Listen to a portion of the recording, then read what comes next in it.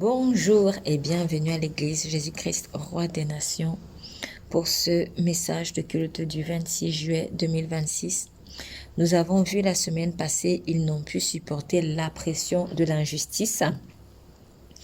Et nous avons compris au travers de ce message que si en tant que responsable, leader, une autorité quelconque, vous avez sous votre coupe une personne parmi les personnes que vous devez diriger, un élu de Dieu, une personne qui est vraiment fidèle à Dieu.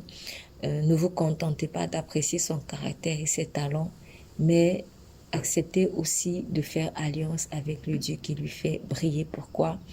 Parce que lorsque le diable enverra une pression d'injustice contre cet élu de Dieu, vous ne pourrez pas sauver cette personne malgré votre bonne volonté, et vous finirez même par participer à l'œuvre du diable en condamnant cette personne innocente. Donc, Dieu peut permettre ce genre de situation pour éprouver votre foi, pour éprouver votre intégrité. Parce qu'on peut parler de foi, mais on peut parler aussi d'intégrité. Pourquoi? Parce que ce n'est pas très honnête, en fait, de dire à quelqu'un, oui, franchement, tu es quelqu'un de bien, tu as un bon caractère, et d'apprécier ce qu'il vous apporte au travers de ses services, au travers de ses dons, au travers de ses talents, mais de rejeter la source de ces talents-là. Vous n'accepteriez pas de travailler avec une personne grincheuse, avec un mauvais caractère, tout simplement aussi parce que elle n'est pas dans cette alliance divine, mais vous préférerez travailler avec cet élu de Dieu, et pourtant vous rejetez ce Dieu-là. Vous voyez, c'est pas très honnête. Donc c'est une question de foi, mais c'est une question d'intégrité aussi. De toute manière, la foi en Christ implique toujours l'intégrité. Voilà, parce que l'amour de Dieu est honnête.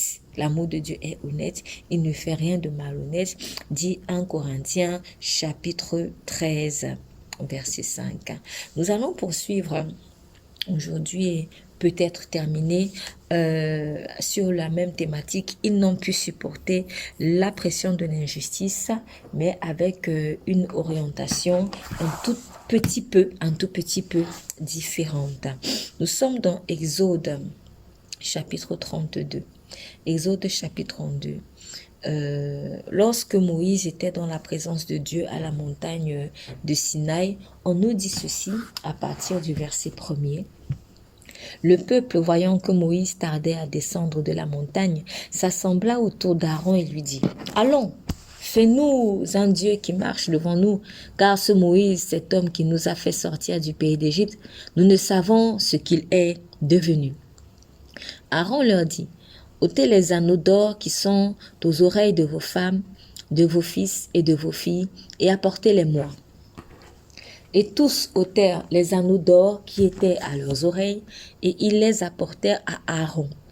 Il les reçut de leurs mains, jeta l'or dans un moule et fit un veau en fonta.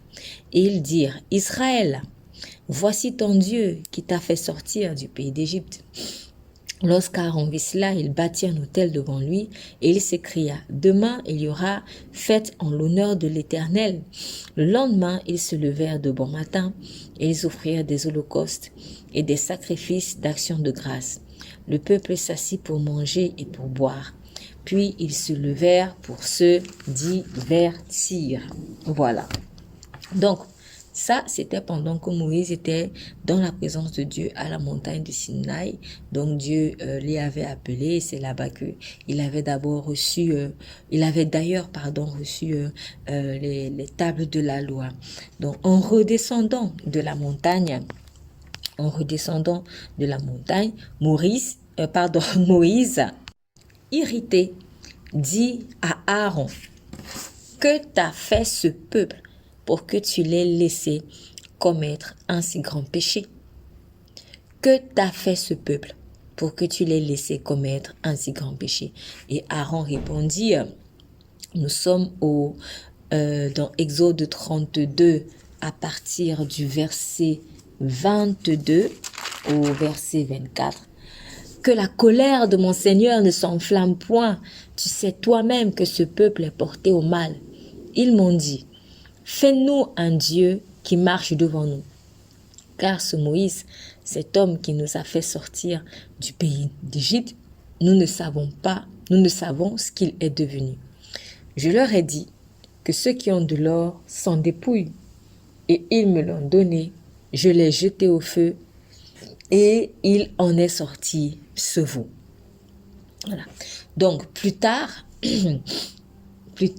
on apprend de la bouche de Moïse que l'Éternel fut si irrité contre Aaron qu'il voulut le faire mourir. Mais Aaron fut épargné grâce à l'intercession de son frère.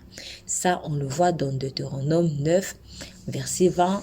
Le contexte ici, c'est Moïse qui rappelle à Israël, à la porte de Canaan, tout ce qui s'est passé depuis à peu près leur sortie d'Égypte. Donc, il dit, l'Éternel était aussi très irrité contre Aaron qu'il voulait faire périr et pour qui j'ai intercédé encore dans ce temps-là.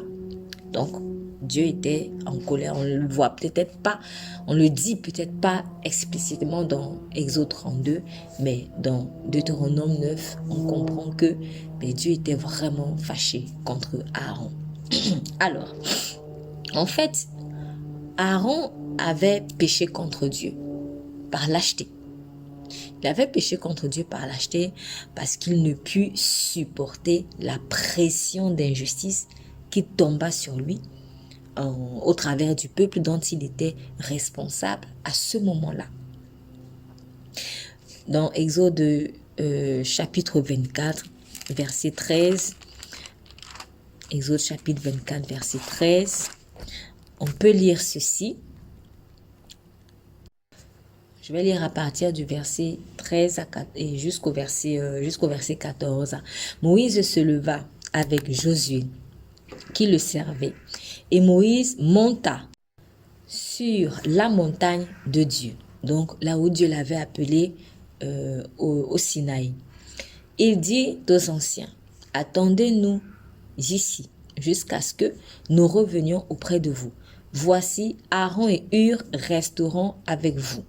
Si quelqu'un a un différend, c'est à eux qu'il s'adressera. Donc, Aaron et Hur avaient ici la charge du peuple, pendant que Moïse était dans la présence de Dieu au Sinaï. Lorsque Dieu nous confie des personnes à diriger, la dernière fois on parlait déjà des responsables, mais ici on est quand même toujours dans la même orientation. On parle toujours à des responsables. Lorsque Dieu nous confie des personnes à diriger, le diable peut passer par leur fragilité pour nous mettre une pression afin de nous détourner de la voie de la justice. Si en tant que leader, nous nous laissons faire, soit par lâcheté, soit par peur, ça revient pratiquement au même d'ailleurs, nous péchons contre Dieu. Nous montrons que nous craignons plus l'homme, l'être humain, que Dieu qui nous a établis leaders. Or, il est écrit, la crainte des hommes tend un piège, mais celui qui se confie en l'Éternel est protégé. Ça, c'est Proverbe 29, verset 25. Et David dit dans un de ses psaumes, « Tu me délivres des dissensions du peuple. » Je donne un extrait. « Tu me délivres des dissensions du peuple. » Psaume 18, verset 44. Il avait donc foi. David avait donc foi en ce que Dieu le justifierait, même en face d'un peuple rebelle. Aussi préférait-il s'accrocher à Dieu qu'il avait établi roi sur ce peuple, plutôt qu'aux hommes qui faisaient pression sur lui. Le roi Saül, lui, il avait craqué. Il avait craqué justement à cause du peuple dont il était le roi, parce qu'il écouta plus sa voix que celle de Dieu. Il écoutait plus la voix du peuple que la voix de Dieu. 1 Samuel chapitre 15 verset 24. Et Saül dit à Samuel, j'ai péché car j'ai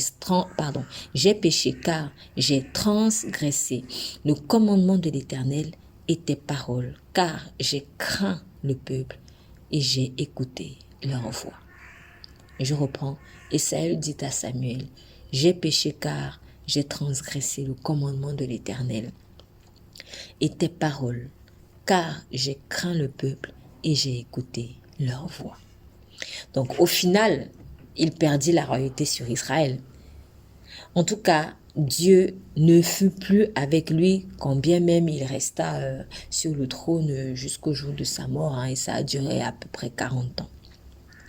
1 Samuel 15, verset 28, Samuel lui dit, « L'Éternel déchire aujourd'hui de dessus toi la royauté d'Israël, et il la donne à un autre qui est meilleur que toi. » En tant que leader, souvenez-vous que c'est Dieu qui vous a établi là où il vous a établi. Votre légitimité vient de lui et non de l'être humain. L'homme ne fait que reconnaître le choix de Dieu que vous êtes, mais c'est de Dieu que vous tirez votre légitimité véritable. Aussi, c'est lui qui saura vous protéger mieux que les hommes. C'est donc à lui que vous devez d'abord chercher à plaire. Ne cherchez pas à plaire à l'homme, surtout quand il veut vous détourner de la voie parfaite de Dieu. Ne cédez pas à la pression de l'injustice, quelle que soit la forme qu'elle prend. Il vaut mieux, en tant que leader, accepter que des gens vous quittent parce que vous ne cédez pas à leurs sollicitations anti-Christ, plutôt que de vouloir absolument les retenir parce que vous avez peur de rester seul. Faites comme Jésus, il prêchait la vérité comme le Père lui inspirait, même si cela ne plaisait pas à ceux qui l'écoutaient, y compris certains de ses disciples qui finirent d'ailleurs par le quitter. Jean 6, verset 66. Ce verset m'intrigue toujours, ça me fait un peu... en fait, j'ai l'impression de voir Jean 6, 166. Eh bien, il y a un petit clin d'œil derrière. Jean 6, verset 66 dit quoi? Dès ce moment, plusieurs de ses disciples, en parlant de Jésus, plusieurs de ses disciples se retirèrent et ils n'allaient plus avec lui. Vous voyez, ici, 666, c'est vraiment le nombre du règne de l'homme. C'est le nombre du règne de l'homme, l'homme qui a écarté Dieu. Et dans Jean 666, dans Jean 6, verset 66, on voit que des hommes ont quitté Jésus, des disciples, pas n'importe qui, c'est pas juste des auditeurs comme ça, mais c'était des personnes qui avaient été ses disciples, peut-être des personnes même qui avaient fait des miracles en son nom, parce que on voit par exemple à un moment donné que le Seigneur Jésus envoie 70 de ses disciples et pour aller faire des miracles, annoncer la bonne nouvelle. Donc, il y en a qui ont probablement fait des miracles au nom de Jésus, qui ont prêché au nom de Jésus, qui ont vu que Jésus-Christ est vraiment le Fils de Dieu, l'envoyé de Dieu, le Messie.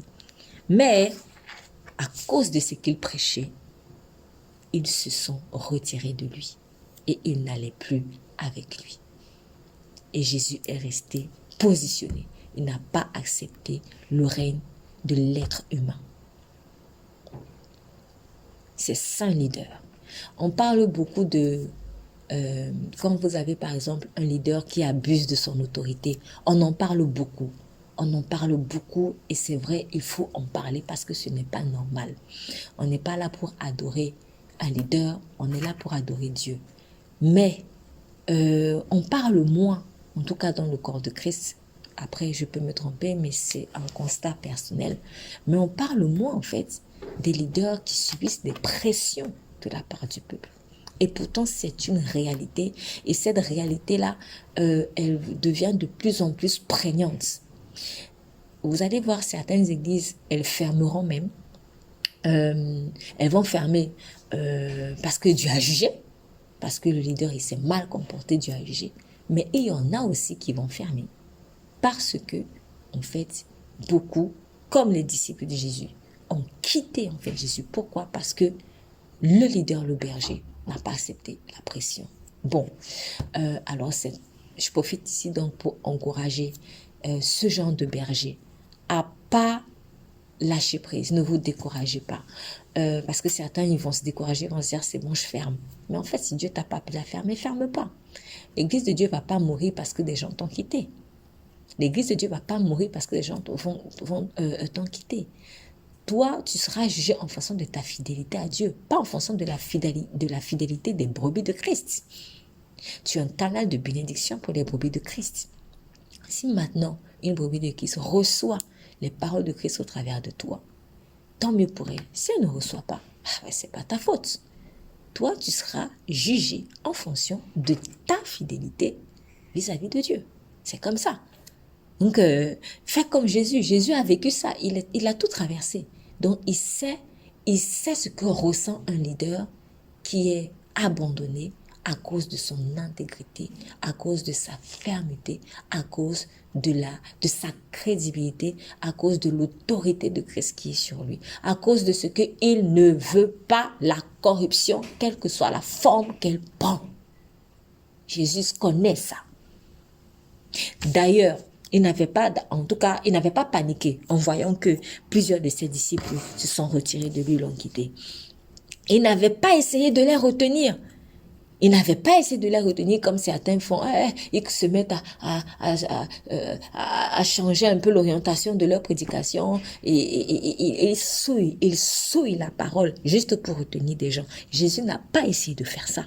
Il n'a pas essayé de les retenir parce qu'il était totalement libre. Libre du rejet. C'est ça la véritable liberté. C'est ça la véritable liberté. La véritable liberté, c'est pas juste une personne qui va sortir de prison.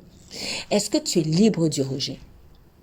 Est-ce que tu es libre du rejet? La véritable liberté, c'est même au-delà peut-être de certaines contraintes financières. Peut-être que tu n'es pas libre de voyager comme tu veux parce que tu es limité financièrement. Mais est-ce que tu es libre du rejet? Est-ce que tu es libre du rejet? Franchement, la liberté par rapport au rejet, pour ma part, c'est l'une des plus grandes libertés. Franchement, tu es libre de te positionner pour Christ bec et ongles. Tu es libre de tenir tête à ceux qui te font la pression à cause de ta fidélité à Dieu. En tout cas, il n'a pas cherché à les retenir. Pourtant, il est venu sur terre pour les sauver. Vous voyez, Jésus est venu sur terre pour sauver ces personnes. Mais comme ces personnes ont estimé que les paroles de Christ étaient trop dures, puisqu'ils ont dit ces paroles sont trop dures, qui peut l'entendre? Qui peut l'entendre? Ils sont partis, mais Jésus n'a pas essayé de les retenir. D'ailleurs, il demanda aux 12, parce qu'il y avait les 12 premiers, il demanda aux 12, et vous, ne voulez-vous pas aussi vous en aller? Jean 6, verset 67. Et vous, ne voulez-vous pas aussi vous en aller? Mais Simon-Pierre répondit, Seigneur, à qui irions-nous? Tu as les paroles de la vie éternelle. Et nous avons cru, et nous avons connu que tu es le Christ, le Saint de Dieu. Jean 6, versets 68 à 69. Ceux qui sont restés avec Jésus étaient demeurés avec lui parce qu'ils avaient reconnu en lui le Christ, c'est-à-dire l'envoyé de Dieu pour les sauver du péché. Mais ceux qui s'étaient retirés n'avaient pas cru qu'il soit vraiment l'envoyé de Dieu, ou pour d'autres, ne voulaient plus de Dieu, du Dieu vivant. Certains disciples, ceux des disciples qui se sont retirés de Christ, soit ils ont cessé de croire qu'il est vraiment l'envoyé de Dieu, au nom de « Ah, ces paroles sont trop dures », soit ils ont cru que Jésus était venu les sauver des Romains, mais pas du péché. Quand Dieu va toucher à tes persécuteurs extérieurs là, tu vas dire ouais. Mais quand Jésus va maintenant toucher au péché qui fait la guerre à ton cœur, tu vas dire stop. Quand Jésus va toucher à tes idoles, tu vas dire non. Les disciples qui se retirent, ce sont ceux qui, à un moment donné, en fait, ils ont cru jusqu'au bout que Jésus venait juste les délivrer de leurs persécuteurs extérieurs. Ouais, j'étais dans une fausse religion, j'étais pas libre là-bas. Ouais, vraiment, dans ma famille, je suis pas aimée. Ouais, mon mari me faisait ci, cela. Oui, vraiment, mes amis, j'ai pas eu vraiment d'amis. Tout ça là. En fait, des choses extérieure. Mais maintenant, quand Jésus va toucher à ton orgueil, alors là, tu te retires. Vous voyez, Jésus est venu pour nous sauver du péché. Et le péché, c'est à l'intérieur de toi, c'est dans ton cœur. Il n'est pas juste venu te sauver des Romains. Si tu es libre du péché, tu seras libre des Romains. Mais si tu n'es pas libre du péché, les Romains auront le droit légal de te persécuter encore. Donc quand Jésus te délivre même des persécuteurs extérieurs, c'est pour t'encourager à lui faire confiance quand il va maintenant commencer à traiter le péché qui est dans ton cœur. Et comme il résiste aux orgueilleux, il ne va pas courir derrière toi si tu choisis de te retirer. Après, j'ai quand même envie de dire, Dieu est tellement bon. Dieu est tellement bon. Jésus a dit à la croix, Père, pardonne, ils ne savent pas ce qu'ils font. En fait, tu ne sais pas ce que tu fais quand tu te retires de lui. Tu ne sais pas ce que tu fais. Donc, il va encore te tendre la main. Mais ça ne sera pas éternel. Donc, fais attention. Fais attention.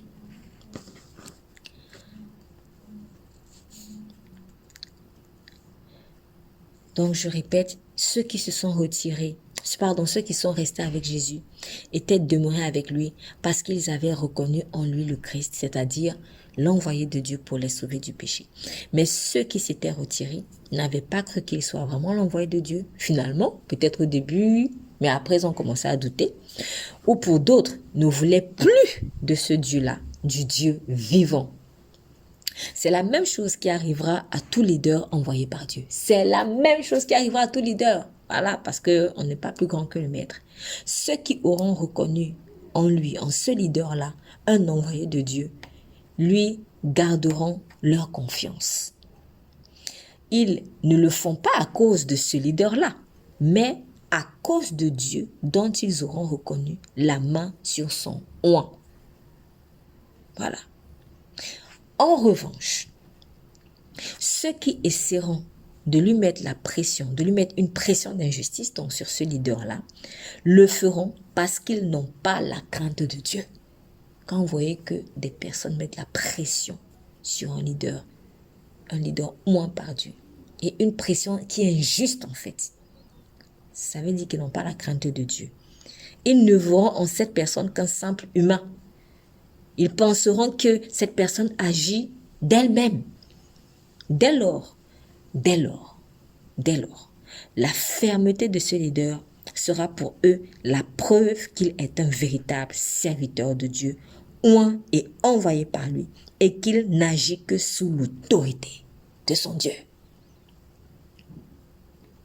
Donc, cher leader, homme ou femme, peu importe qui tu sois, il y a des personnes, en fait, qui sont tellement dures que même en voyant la main de Dieu sur toi, même en te voyant exercer ton ministère, elles n'auront pas la crainte de Dieu. Elles n'auront pas suffisamment la crainte de Dieu. Vous voyez, certains même ont dit de Jésus qu'il chassait les démons par Belzébul, vous vous rendez compte? Donc, on a dit ça à Jésus. Donc, sois pas étonné qu'on te dise aussi ça. Toi, leader oint par Dieu, qui sert Jésus. Donc, il y a des gens, ils vont te voir exercer le mystère, ils vont voir la puissance de Dieu sur ta vie, mais ils n'auront pas la crainte. Pourquoi? C'est la méchanceté. Le cœur de l'homme est mauvais. Le cœur de l'homme, malheureusement, est mauvais. Comme il est dit, le cœur de l'homme est tortueux. Qui peut le connaître? Donc, il y a des personnes, ils vont te voir. Ils vont voir la puissance de Dieu se manifester sur toi et au travers de toi. Mais ça ne sera pas suffisant pour eux pour avoir la crainte de Dieu. Donc, ils auront l'impression que tu agis de toi-même. Certains même diront, ah oui, c'est vrai, hein, c'est Dieu vraiment agit avec lui. Hein, Dieu vraiment avec elle. Hein, Dieu vraiment. Mais après, la manière dont ils vont se comporter vis-à-vis de toi, on dirait que la bouche a parlé, mais le cœur n'y était pas. Ouais, c'est-à-dire, ils disent une chose avec la bouche, mais le cœur n'y est pas en fait. Et ça, Dieu, il n'aime pas ça. Il n'aime pas ça, c'est-à-dire, on a des paroles, on dit une chose avec la bouche, mais on dit autre chose avec le cœur. Ça, c'est très, très grave. Donc, qu'est-ce qu'il faut faire? Il faut, cher leader, que tu sois ferme.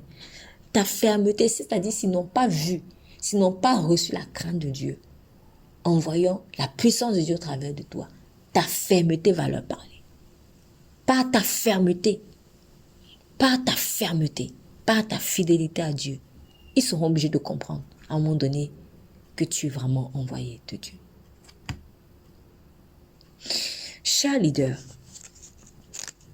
votre fermeté, donc face à la pression de l'injustice, votre fermeté face à la pression de l'injustice est capitale pour ce que vous conduisez. Ne cédez pas aux caprices de l'homme, mais ayez la crainte de Dieu. Ne cédez pas, chers leaders, aux caprices de l'être humain, mais ayez la crainte de Dieu. C'est lui qui vous a appelé et vous a établi dans sa grâce. C'est donc lui qui sera votre refuge en cas de dissension du peuple. Comme a dit David, tu me sauves des dissensions du peuple. Plaire à l'homme en déshonorant Dieu vous fait sortir de l'arène de protection divine. Et c'est pourquoi Proverbe 29-25 dit que c'est un piège. C'est-à-dire, la crainte de l'homme est un piège. Je vais terminer avec Ésaïe, chapitre 51, au verset 12, qui dit « C'est moi qui vous console. » C'est Dieu qui parle. C'est moi qui vous console. Qui es-tu pour avoir peur de l'homme mortel et du fils de l'homme, pareil à l'herbe? Et dans la suite d'ailleurs, il dit, et tu oublierais l'Éternel qui t'a fait, qui a étendu les cieux et fondé la terre? Et tu tremblerais incessamment tout le jour devant la colère de l'oppresseur parce qu'il cherche à détruire? Où donc est la colère de l'oppresseur? Bientôt celui qui est courbé sous les fers sera délivré. Il ne mourra pas dans la fosse et son pain ne lui manquera pas. Amen. Dans la suite, il dit, c'est intéressant aussi, il dit, « Je suis l'Éternel ton Dieu, qui soulève la mer et fait mugir ses flots. L'Éternel des armées est son nom.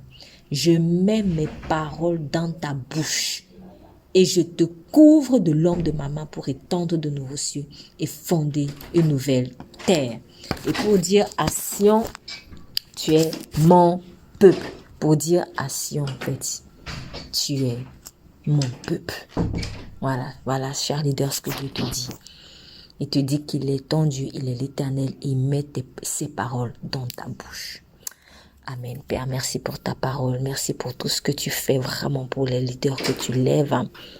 Et je te prie au moment que tu puisses les aider à pouvoir vraiment te faire confiance. Qu'il n'ait point de peur,